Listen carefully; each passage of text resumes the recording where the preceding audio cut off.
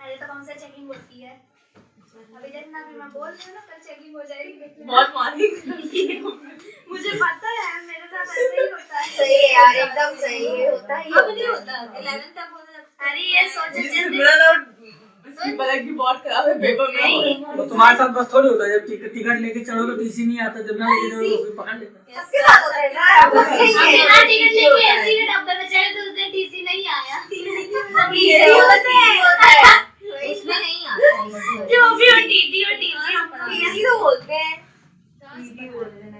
Sir एक तो doubt है मेरे टीसी होता है। ट्रांसफर सर्टिफिकेट थोड़ी मारेंगे तो नहीं ना। बोलो मारेंगे तो नहीं ना सर। मारेंगे सर, टेस्ट लेंगे इसलिए पूछ रहे हैं। टिकट चेकिंग इजी होता ना मेरा मोटा पहन जाऊंगी क्या हुआ? मोटे मोटे कपड़े पहन के आए हैं। चलो मुद्दे पे आते हैं। वैसे करेंगे क्या अगर खराब चला गया टेस्ट तो? तुमको पता है तुमको क्या करना निकाल है? देंगे। Second option help. Second option चाहिए फर्स्ट है ना। Testing second option. देखो उससे दो चीजें होंगी, एक तो आपका जो टाइमिंग है वो आपको कैलकुलेट होगा कि आप न्यूमेरिकल लगाने में एक क्वेश्चन में कितना टाइम लग रहा है। मुझे तो मालूम है, बता रही हूँ तो। बेटा जब लगाओगे तो ही टाइम रिड्यूस होगा ना, सीधी बात है। और दूसरी चीज जो है थ्योरी जो लोग लिख रहे हैं तो आप उस थ्योरी में कितना लिख पा रहे हो आपको पता चलेगा ना। इसका मतलब उस पॉइंट को भी और कितना पढ़ने की जरूरत है। सीधा फाइनल टेस्टिंग थोड़ी होती है सीधे एग्जाम में खेलेंगे।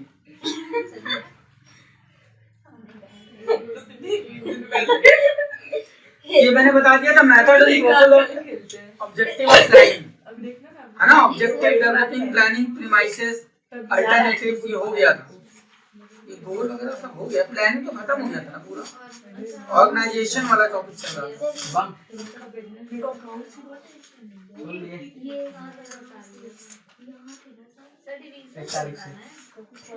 आओगे ना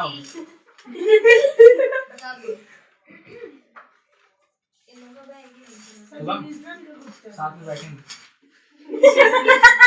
अरे उत्तर करना बहुत है, नहीं सर हम दोनों साथ में करेंगे। मैं ये कह रहा हूँ अगर दो लोग मिलकर बुद्धि लगा के भी आंसर लिखते हो ना तो कम से कम कुछ तो दिमाग में चढ़ेगा। तो तीन लोग बुद्धि लगा यार ऐसी कोचिंग पहली बार मिली, चीटिंग कर लो। देखो सीधे सा फंडा है, चल ले मैं निकालूं। एक ही चीज को अगर 4 बार नकल करोगे ना तो 5वीं बार नकल करने का मन है ना करे। दो बार में याद हो जाता है। दो बार नकल करने का मन है। पता नहीं क्या लिखा है, वही पढ़ने की कोशिश कर रही है। पढ़ा नहीं जा रही, गोदा जा। चलिए डिविजनल बहाल है। क्या खाइए पला? पला दिमाग लगा रही है। उस दिन दिखा रहा है ये चीज। ये ना पढ़ भाई, इसको तो देख देख के पता नहीं सब बताइए कहाँ से ये इम्पोर्टेंट पॉइंट है, इसको देखो। एलिमेंट या process of delegation of authority, page number 112। Sir नहीं है पेज नंबर 112 में एलिमेंट या process of delegation of authority. पहली चीज तो बताओ डेलीगेशन ऑफ अथॉरिटी का मतलब क्या है?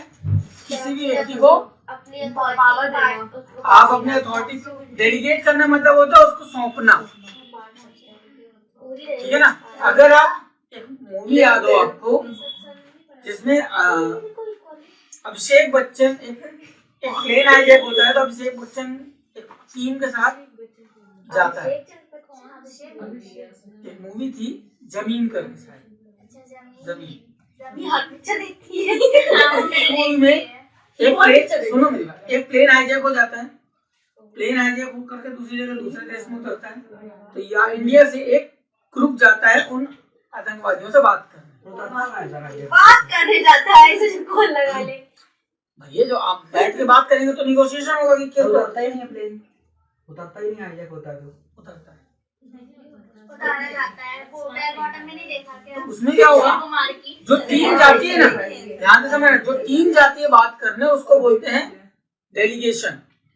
और जब उस डेलीगेशन को आप अथॉरिटी दे देते हो कि आप जाओ और बात करो, जो आप बात करके आओगे उसको हम मानेंगे, that is known as delegation of authority. मानो तुम्हारी कोई कंपनी है, 4 लोगों को तुमने भेजा कि भला जापान जाओ और फलाना फलाना कंपनी से बातचीत करके आओ, एग्रीमेंट साइन करके। तो जब आप उनको भेजोगे तो उनको इतनी अथॉरिटी देके भेजोगे कि अगर इन कंडीशंस पे वो एग्री होते हो तो आप साइन करके आ जाना।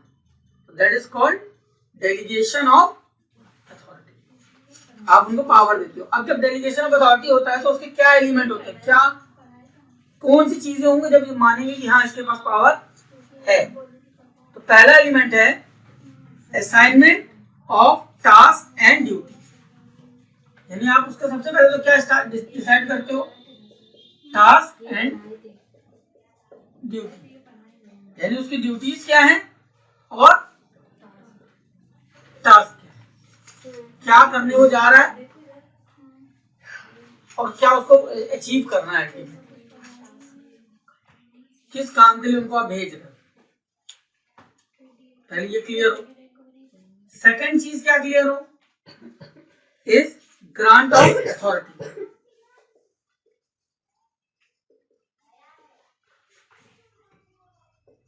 अथॉरिटी मतलब उनको पावर दो ताकि वो काम कर सके। भाई उनको परमिशन ही नहीं है।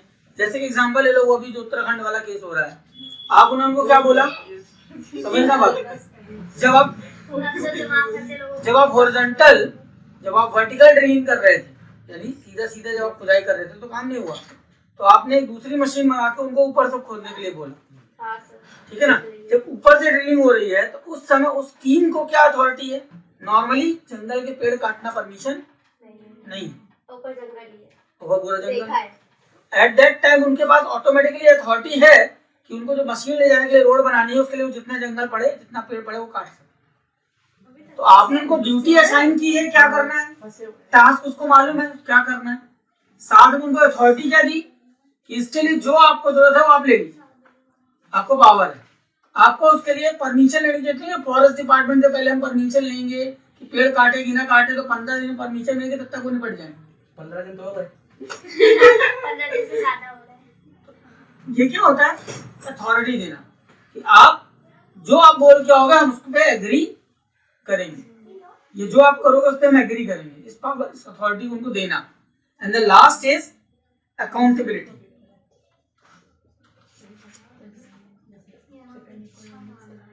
अकाउंटेबिलिटी का क्या मतलब है बताओ, what is the meaning of accountability. Sir मैंने बताया था, ध्यान नहीं है, मैंने बताया था रिस्पॉन्सिबिलिटी अथॉरिटी से ही कुछ रिलेटेड है। अकाउंटेबिलिटी का मतलब है डू व्हाट यू से व्हाट यू डू, जो बोलो वो करो और वही बोलो जो कर सकते हो। मैंने ये डायलॉग नहीं बोला था। अकाउंटेबिलिटी मतलब मैंने अगर कोई चीज कह दी है तो फिर चाहे आगे बरसे चाहे पानी, मेरे को वो काम करना है। जब किसी को अथॉरिटी दी जाती है, उसकी ड्यूटी असाइन कर दी जाती है, तो सबसे इम्पोर्टेंट पार्ट आता है अकाउंटेबल होना। हमने आपको पावर दे दी, हमने आपको ड्यूटी भी बता दी, अब आप अकाउंटेबल है कि वो काम आप करें। क्योंकि अब आप बहाना नहीं मार सकते कि हमारे पास फलाना पावर नहीं थी या हमको मालूम नहीं था कि करना क्या है। तो you are accountable to do that task. आप उसके रिस्पॉन्सिबल, आप उसके लिए आप पूरी तरह से उसके लिए रिस्पॉन्सिबल है। हाँ मैंने बोला था रिस्पॉन्सिबिलिटी और रिस्पॉन्सिबिलिटी। अगर कुछ होगा तो तुम्हारे ऊपर है। हाँ याद आ गया। डन। सर ने बोला यार, एक बार और बताइए। अकाउंटेबल का मतलब पहली चीज देखो, ये किस चीज के एलिमेंट है, डेलीगेशन डेलीगेशन ऑफ अथॉरिटी। तो डेलीगेशन ऑफ अथॉरिटी, जब किसी को आप ये पावर दे रहे होंगे या ये कह रहे होंगे कि तुमको ये काम करना है, ये एक ग्रुप को एक वर्क दे रहे होंगे, ठीक, तो उसमें 3 चीजें होंगी। सबसे पहले टास्क बताओ क्या करना है, ड्यूटीज मालूम। तुम्हारा टास्क जैसे फॉर एग्जांपल वो ले लो, सीता की खोज में निकले, सीता की खोज में निकले थे वानर, ठीक। अब मेरी बात ध्यान से समझना, वो चारों दिशाओं में उनको भेजा गया, 5 हो गई। मान लो ये भारत का नक्शा है, ठीक है ना, और तो जो सेना गई वो चारों तरफ गई और चारों को, तो अपन को रामायण में मिलता क्या है कि हनुमान जी के पास अंगूठी थी, करेक्ट? ऐसा नहीं, क्योंकि हनुमान जी पहुंचे इसलिए उनका ज्यादा जिक्र आ रहा है। क्या राम जी को मालूम था कि हनुमान जी पहुंचेंगे तो उनको अंगूठी दे दो? नहीं। जो 4 टीमें गई थी ना, चारों टीमों के पास कोई ना कोई निशानी थी जिससे ये आइडेंटिफिकेशन हो सके कि हाँ ये उनकी तरफ से लोग आए। तो इनको सबसे पहले क्या दिए गए थे? टास्क दिया गया, एक टास्क पकड़ा दिया कि भाई जाओ ढूंढ के लाओ, पता लगाओ, ढूंढ के लाओ नहीं, पता लगाओ कि कहाँ है, बदौली तो हम आवे ठीक। उनकी ड्यूटी उनको पता है मेरे को ये काम करना है। सारे लोग गए, ध्यान से समझना, सारे लोग अपने अपनी जगह गए, सबके पास क्या पावर थी? Do what you want to do, आप जो कर सकते हो करो, पता लगाना है। क्या दे दिया? टाइम। अब सबसे इंपॉर्टेंट पार्ट ये आया,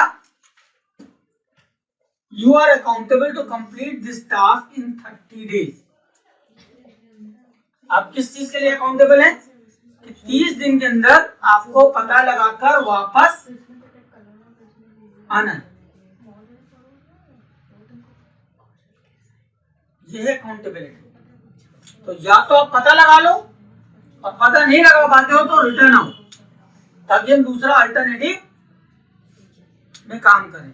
जो चौथी जो सेना थी जिसमें हनुमान जी थे, जब 28 दिन बचे, 27 दिन बचे, तो क्या बोला गया कि समुद्र मिल गया है, इसके आगे हमको बता नहीं, इसके आगे हम जा नहीं सकते। तो अब वापस तो हम जाएंगे नहीं, क्योंकि वी आर अकाउंटेबल। या तो पता लगाएंगे या तो यहीं भी पड़ जाएंगे।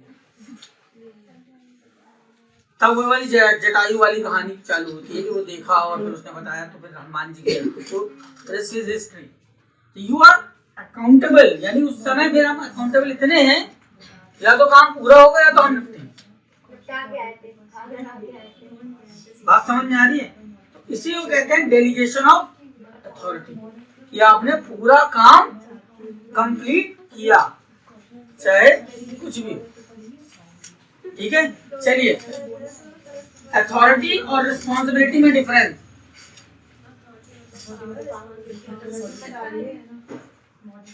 अथॉरिटी और रिस्पॉन्सिबिलिटी में क्या डिफरेंस होता है?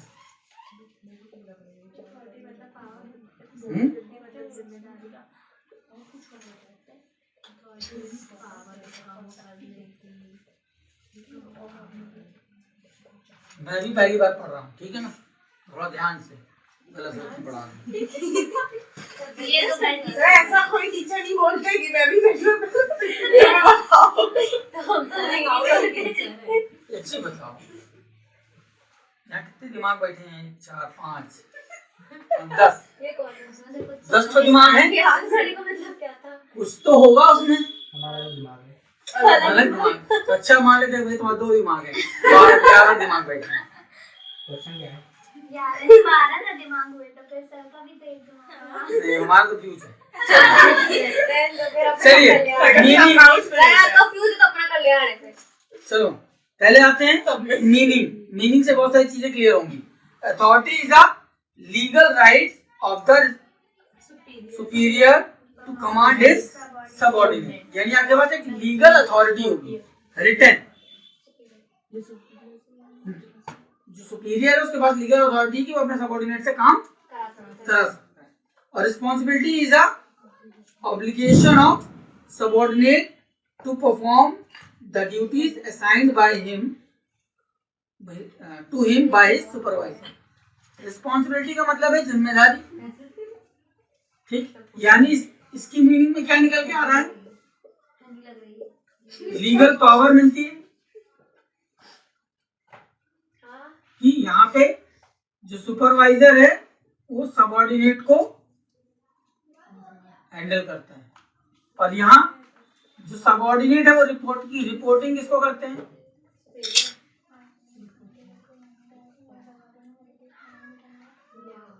सुपरवाइजर को या हेड को? सुपरवाइजर या सुपीरियर बोलो या सुपरवाइजर बोलो, हेड मतलब ऊपर आपसे। सुपरवाइजर जनरली किस फील्ड में होता है? लोअर लेवल, ठीक है ना। तो सुपीरियर मतलब थोड़ा बड़े लेवल पे, पर वो भी है क्या, जैसे आजकल एक नया वर्ड चला टीम लीडर, पर है वो भी सुपरवाइजर ही। टीम लीडर थोड़ा अच्छा लगता है। हाँ, बोलने में अच्छा लगता है, हम गुटका मारेंगे और बुरा लगता है, धुन देंगे थोड़ा अलग लगता है, मारेंगे दोनों में घुसा ही। वर्ड का फर्क है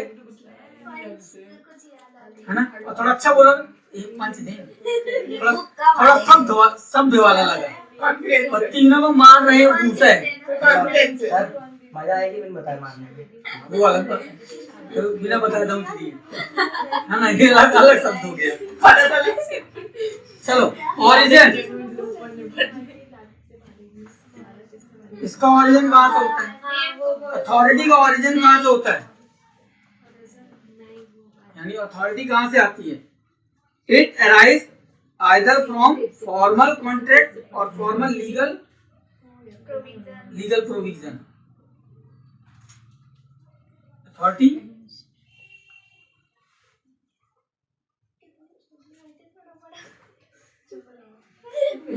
लीगल प्रोविजन के थ्रू आती है। हम लोग इसमें से नहीं पढ़ रहे, इसलिए थोड़ा बहुत हम लोग नोट्स से पढ़ रहे हैं इसके। अच्छा नहीं समझ आ रहा। मैंने ये टॉपिक किसी से नहीं पढ़ा है, कुछ थोड़ा बहुत याद हो, जिससे भी पढ़ लो। नोट्स से पढ़ा है। पढ़ी तो है कम से कम। तेरी मम्मी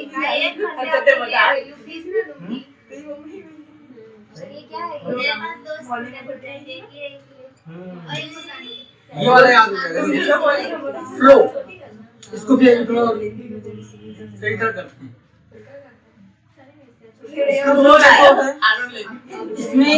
इसमें बातें कहाँ, ये ऑर्डर कहाँ से चलता है, अप से डाउन, यही से क्लियर हो रहा है,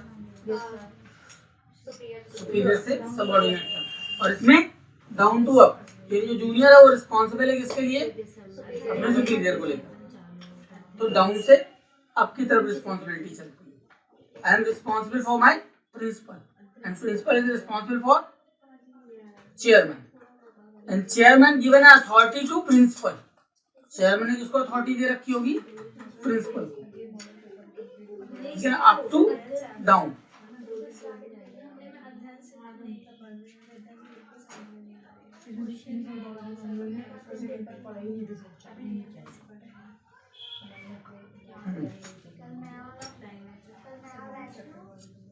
लाइफ,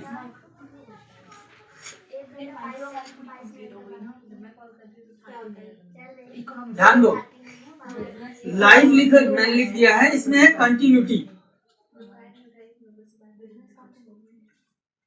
कंटिन्यूटी वर्ड नहीं याद रहे तो लाइफ वर्ड याद करना। तो जो अथॉरिटी होती है ना तो लंबे समय के लिए दी जाती है, और जो रिस्पॉन्सिबिलिटी होती है वो शॉर्ट टर्म होती है। रिस्पॉन्सिबिलिटी छोटे समय के लिए दी, काम खत्म, फुर्सत। जैसे फॉर एग्जांपल मैं अपने एग्जांपल लूंगा, जो मैंने बोला थैंक यू बोलने का, वो रिस्पॉन्सिबिलिटी थी, अथॉरिटी नहीं थी। प्रोग्राम खत्म, रिस्पॉन्सिबिलिटी खत्म, शॉर्ट ड्यूरेशन था।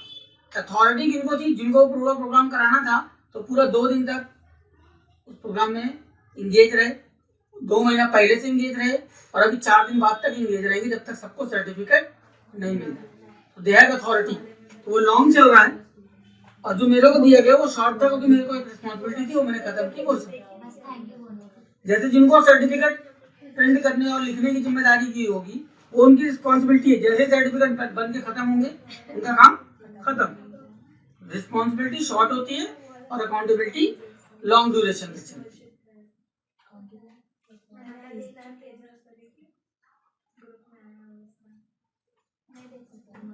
डेलीगेटेड या डेलीगेशन, तो अथॉरिटी को डेलीगेट किया जाता है, लेकिन रिस्पॉन्सिबिलिटी डेलीगेट नहीं होती। ये हम चेंज करते हैं। अथॉरिटी बड़ी मुश्किल से हम चुन के किसी एक व्यक्ति को देते हैं, लेकिन रिस्पॉन्सिबिलिटी अगर हमने देखा कि सामने वाला सही से परफॉर्म नहीं कर रहा तो हम तुरंत शिफ्ट करते हैं। तो ये कोई डेलीगेट नहीं की जाती कि हम ये काम अब तुम इनको करना है, लेकिन अथॉरिटी जो है वो डेलीगेट की जाती है। तो अब ये वाला पॉइंट अगर हम छोड़ भी दें, 1 2 3 4 पॉइंट आपके पास है, ठीक है ना। वो मुझे एक्चुअली में इसमें बना नहीं पा रहा हूँ शॉर्ट, इसलिए मैं नहीं पढ़ा रहा इसको। अब इम्पोर्टेंस या advantage of delegation of authority. Advantage क्या होंगे? एडवांटेज बोलो, कैरेक्टरिस्टिक्स बोलो, और क्या होता है? मेरिट, सर कैरेक्टरिस्टिक्स अलग होते हैं, बाकी सब अलग होता है। देखो अच्छी बताऊं, इसी को ऑब्जेक्टिव बोलो। होते सब सेम है लेकिन लिखने का हाँ, ये वर्ड तुमने बोला, होते वही है सब। सर लिखने का जैसे फॉर एग्जांपल सर सब में वही पॉइंट आते लेकिन लिखा अलग तरीका अलग तरीके से होता है ना, तो हम सबको अलग अलग क्यों याद करें? लिखने का तरीका ना सीख लें मैंने कब बोला यार? भाई। भाई जैसे एग्जांपल लो ना, मैंने हर कई बार एग्जांपल दिया है ट्यूशन को लेकर कि what is the objective to attend the tuition. क्या ऑब्जेक्टिव? पैसा देना अच्छा लगता है इसलिए आते हैं, ठीक। तो इम्पोर्टेंस क्या हुआ? क्यों जाते हो? समझना। बात वही है लेकिन लिखी दूसरे तरीके से जा रही है। भाई पानी का क्या ऑब्जेक्टिव है? क्यों पानी पीते हैं? प्यास बुझाने के लिए। उसकी इम्पोर्टेंस क्या है? क्योंकि प्यास बुझ जाती है। तो दूसरा बना क्या? क्यों पीते हो? जिंदा रहने के लिए। उसकी इम्पोर्टेंस क्या है? पियोगे तो जिंदा रहोगे। लिखा वही चीज है लेकिन लिखने का तरीका बदल जाएगा, उसको आप इम्पोर्टेंस की तरह प्रेजेंट करोगे। एडवांटेज क्या है? पानी पीने से जिंदा। लिखा वही है। डीमेरिट, डिसएडवांटेज बोलो, ज्यादा पियोगे तो समस्या, कम पियोगे तो समस्या। सही है सर। ना पियोगे तो जिंदा कैसे रहोगे? लेक्चर खाने के बिना रह सकते। ठीक है ना, तो उसमें वो कहावत लग जाती है, अति सर्वत्र वर्जित। ज्यादा अति सर्वत्र वर्जित। सुना है। किसी भी चीज का ज्यादा होना नुकसान कारक है। कम होना भी है। पानी कम सर्वत्र मतलब हमेशा होना। पानी कम पिएंगे तो डिहाइड्रेशन। ज्यादा सोना भी नुकसानदेह है और ज्यादा देर तक ना सोना भी नुकसानदेह है। ज्यादा वर्ड जो है ना वो सबसे डेंजर है। पैसे में भी है, ज्यादा हो जाए तो भी नुकसान है। क्या सर? जैसे ज्यादा हो गया तो माइकल जैक्सन ने क्या किया? ज्यादा था पैसा माइकल जैक्सन के पास। सर्जरी करवा के मर गया। हाँ, उसने क्या प्लानिंग कर रखी थी कि मैं 150 साल तक कैसे जीऊंगा। 1400 डॉक्टर रख रखे था। जो खाना खाता था वो पहले लैब में टेस्ट होके आता था, तब वो खाना खाता था। क्या मतलब इस लाइफ का? क्यों 150 साल जीना है? क्या 52 साल में निकल लिया, 52 में ही निकल लिया। पूरा ब्लैक था, पूरे बॉडी की सर्जरी करा के गोरा बन गया। माँ काली बाप काला, माँ बाप को छोड़ दिया, नए माँ बाप लाए। हाँ, उसकी पूरे ऑटोबायोग्राफी पढ़ो। हाँ सर, वो नाम क्या है? Michael Jackson.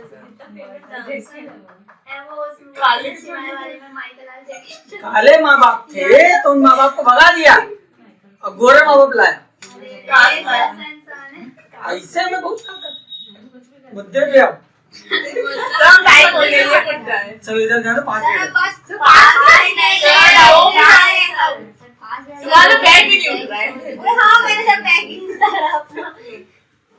उसकी किताब नहीं होती।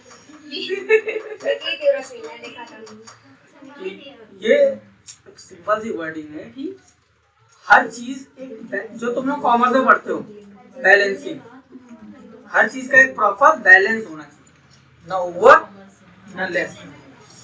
कम होगा तो भी प्रॉब्लम है, ज्यादा होगा तो भी प्रॉब्लम है। जैसे एक आदमी कितना पानी पीना चाहिए? 4 लीटर दिन। 10 लीटर। इसको वेट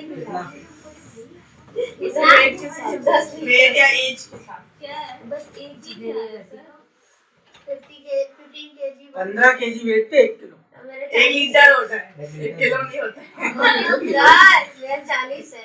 कसम से चेक करवा लो 39 मेरा है। गाना बस सोचो 50 लग रही हूँ क्या मैं और चालू कर दो। वो अपने भाई के उसमें किया अभी। तुम लोगों को कितना प्रोटीन खाना चाहिए? BMI क्या है? EMI सुना है BMI क्या होता है बॉडी मास इंडेक्स। अरे वो तो सब आप अपनी हाइट को सेंटीमीटर में नाप लेना।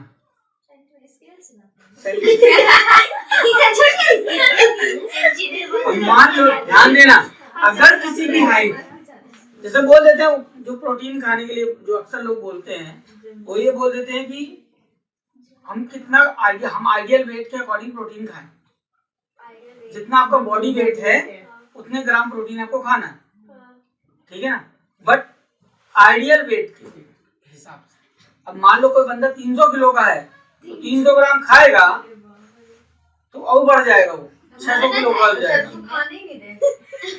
Ideal body weight, ideal body weight क्या है? आपकी हाइट को आप सेंटीमीटर में नापो, ठीक है। जैसे मान लो किसी का है 167 सेंटीमीटर में, तो उसमें से 100 माइनस, हाँ नहीं देखिए भूल गई sorry. This is the ideal body weight. 2 kilo में 2 किलो प्लस से 2 किलो माइनस तक चलेगा। मान लो किसी की जैसे एक फीट में कितना होता है? 12। एक फीट में क्या करता है ये? एक फुट में कितने सेंटीमीटर होते हैं? बट में आप ही तो बता रहे हैं। स्केल किसके पास है? स्केल निकालो। ये ना पे अरे तो क्या हुआ, ऐसे भी तो देख सकती हूँ। हाँ उसमें देखो 30 चलो एक वाली निकाल ली। सर इसमें तो 15 होता है ना छोटी बात तो वो आधा फीट की होती है, आधे में ठीक। तो वो 5 फीट का है तो कितना हुआ? 150 सेंटीमीटर। तो अगर 5 फीट का है तो 150 सेंटीमीटर में 100 माइनस किया तो उसका आइडियल बॉडी वेट क्या है? 50। सर हमने कितने फिट के समझा लो। तो आप अपना ही बता दीजिए। तो सर 50 क्या है 50 केजी उसका बॉडी वेट होना चाहिए। सर मतलब 5 मिनट के अगर हम खाने का 50 केजी होना चाहिए। मेरा तो 47। मानो 5 फीट के हो तो तुम्हारा 50 किलो वेट होना चाहिए एटलीस्ट। अगर नहीं है तो इसका मतलब आप अंडर वेट। अंडर वेट होना भी, सुन लो मेरी बात, ओवर वेट होना भी नुकसानदेह है, अंडर वेट होना भी नुकसान। अगर आप अंडर वेट है तो यानी बॉडी के ऑर्गन वीक। रोज डॉक्टर क्या मिलेगी सर? जो लॉन्ग लाइफ जीने का फंडा है वो नहीं चलेगा। ये रोज डॉक्टर क्या मिलेगी? आप जब फोन लगाएं डॉक्टर क्या? हम लोगों को कितना होना चाहिए ऑलमोस्ट? मैंने क्या तरीका बताया? आज घर जाना, सर 5 क्या है सर 5 क्या है तो सर उसको लेना मेरी बात लीजिए। सर 5 क्या है वेट है 5 वो वेट है हाइट है। इधर आओ। 5 फुट मैं आऊं बहुत छोटे हो अरे सर आप अपने से लगा लीजिए ना कितने फुट के हैं उतनी दिया इधर खड़े हो जाओ। नापेंगे सर। नीचे से लगा तुम्हारी हाइट ही नाप रहे हैं। अरे गाइस स्केल गई गलत है स्केल गई है नजर हमारी वही थी। ये गलत है सर अब यहाँ तक का कितने फीट है? अच्छा सर 50 फुट की रहेंगे तो फिर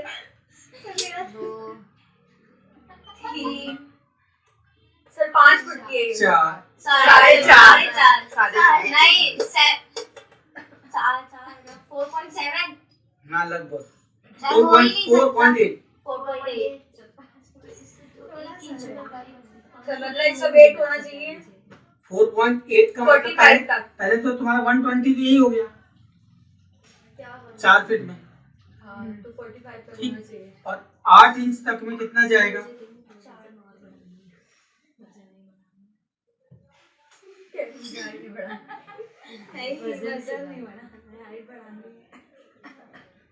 रोज वो पंखा में एक बार लटक जाएगा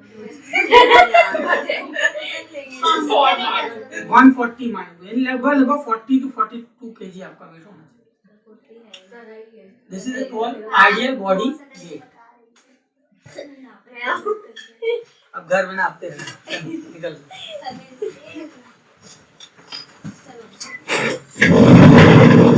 सर आपने ये लाइव में सब दिखा दिया रिया को वेट है और सर वो एडिट कर लिया वो बना है सुबह को साहब वो इकोनॉमिक्स को देखा नहीं सारे संडे